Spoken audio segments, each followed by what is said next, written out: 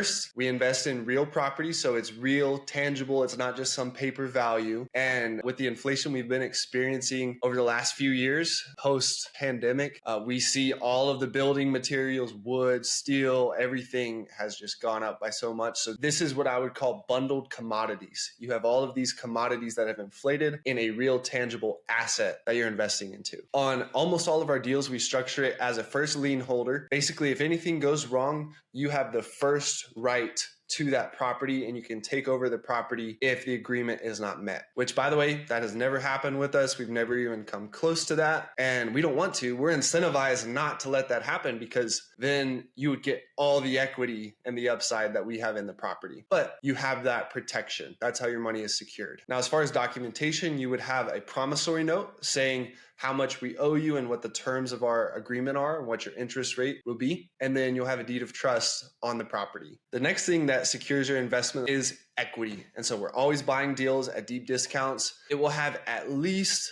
20% equity in every deal, if not more. So there's always a good amount of wiggle room, margin for error, and safety in every deal that we invest in. On top of that, every single rehab budget that we do, we put a 10% buffer for the unknowns. We do professional inspection on most of the properties that we get. On top of that, anything our inspector didn't see, we always add a little 10% buffer to our rehab budgets so that we can handle all of the what ifs and the unknowns. And then your investment would also be secured by two types of insurance. So you would have lender's title insurance. If anything on the chain of title goes wrong, someone else says that they own the property, or any kind of funny business happens, we always purchase lender's title insurance so that you are insured with the money that you're investing in the property in the case of any kind of dispute on the title. The other thing that we carry is hazard insurance. So if a flood comes to Lubbock and Jesus comes back, the property's covered.